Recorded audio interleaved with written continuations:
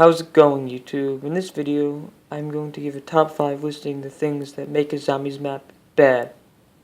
There have been multiple bad maps throughout the history of Call of Duty Zombies, and each of them will contain at least one of these elements. Hope you enjoy. For our number 5 spot, we have the annoying special zombies. I'm not talking about the hellhounds that add a perfect mix of challenge into the map. I'm talking about the goddamn enemies such as the Nova Crawlers. I hate those. They mess up your training or camping and are just not fun to deal with at all. A perfect example of this in action is Kino. Kino is easily one of my favorite maps ever, but it is made slightly worse with the Nova Crawlers because they mess you up when you're training around the stage and stuff. It's not fun for me at all. This is only my number 5 spot, so having these annoying special zombies by no means ruins a map such as Kino, but just makes it a little worse. For number 4, we have a bad wonder weapon.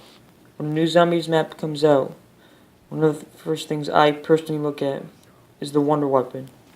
It is so disappointing when a wonder weapon such as the jet gun that breaks comes out because wonder weapons are so important in each map. They help you kill zombies most effectively and are the most valuable weapons on the map, both for their effectiveness and how fun they are to use.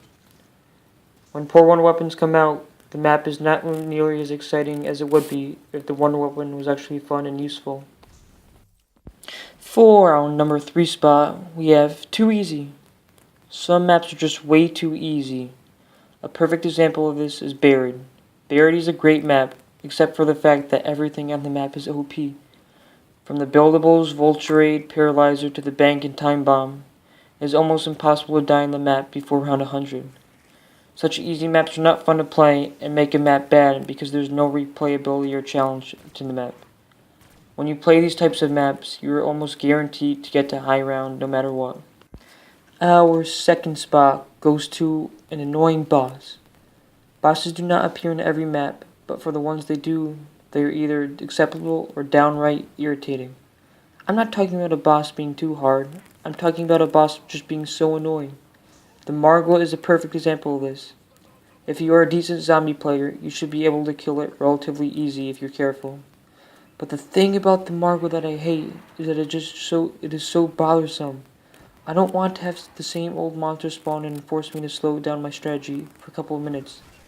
I just want to kill in a couple seconds like the Panzer instead of wait for its yellow eyes to open up, and that can take up to 5 minutes.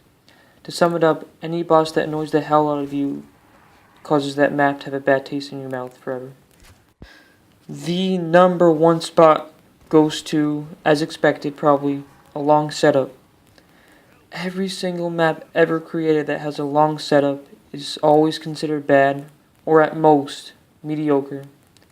Maps that stand out here and under this category are obviously Transit, Shadows of Evil, and Zetsubo no Shima.